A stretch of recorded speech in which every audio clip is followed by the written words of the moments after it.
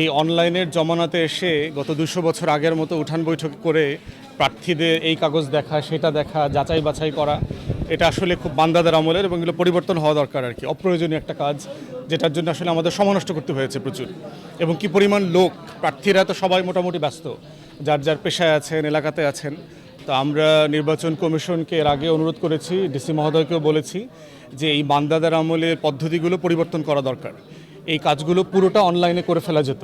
প্রত্যেকটা ডিপার্টমেন্টকে যদি আপনি ধরেন পুলিশের কাছে আমার ফাইলটা পাঠিয়ে দিতেন, আমাকে ট্যাক্স ডিপার্টমেন্টের কাছে আমার ফাইলটা পাঠিয়ে দিতেন, বিদ্যুৎ বিলের কাছে আমার কাছে ফাইলটা পাঠিয়ে দিলে তারা চেক করে কিন্তু ইমেইলে অথবা সিস্টেমে এই রিপোর্টটা দিয়ে দিতে পারতো।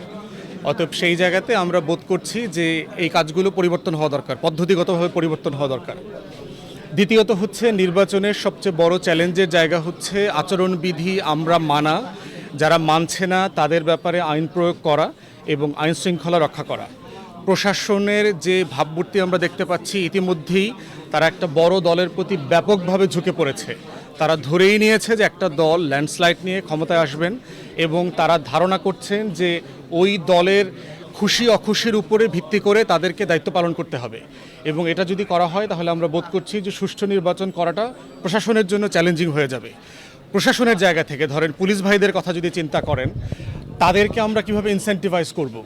তারা যে এত কষ্ট করে এই শীতের মধ্যে দিনরাত পরিশ্রম করে কাজ করছেন, সে যে ন্যায্যভাবে কাজটা করবেন, বৈধভাবে করবেন, আইনের মধ্যে করবেন, তার কি আয়োজন এই রাষ্ট্র করেছে, অন্তর্বর্তীকালীন সরকার করেছে?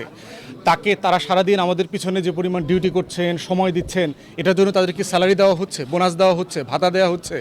সে কি আসলে 8 ঘন্টার মধ্যে তার ডিউটি আছে?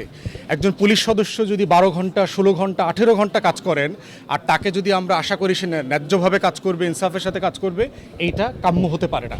তাই আমরা বলছি যে ইলেকশন কমিশনকে এই নির্বাচনকে কেন্দ্র করে আইনশৃঙ্খলা বাহিনীর সদস্যরা যারা কাজ করছেন তাদের সবাইকে ইনসেন্টিভাইজ করা দরকার, বেনিফিট দেওয়া দরকার, বোনাস দেওয়া দরকার, কারণ তারা জীবনের ঝুঁকি নিয়ে এই কাজগুলো করছেন।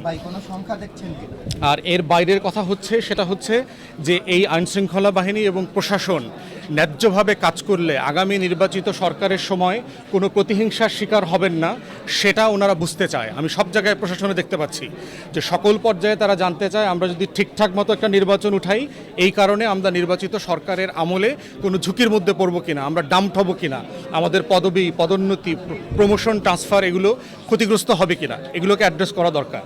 বড় চ্যালেঞ্জ আমাদের কাছে যেটা মনে হয়েছে আইনশৃঙ্খলা।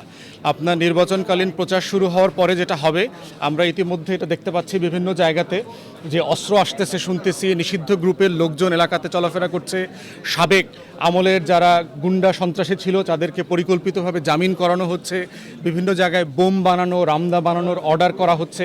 এই খবরগুলো আমাদেরকে আতঙ্কিত করছে। তাই যৌথ বাহিনী যেই ডেভিল হান্ট ফেজ 2 চলছে, এটাকে আরও বেশি কার্যকর করা দরকার। এটাকে যথেষ্ট কার্যকর আমাদের মনে হচ্ছে না, এবং এইটা হচ্ছে নির্বাচন উঠানোর সবচেয়ে বড় চ্যালেঞ্জের জায়গা। তো আমরা নির্বাচনকালীন সরকার, অন্তর্বর্তীকালীন সরকার এবং নির্বাচন কমিশনকে আশা করব যে ভোটার এবং প্রার্থী সবার শতভাগ নিরাপত্তা এনশিওর করা দরকার।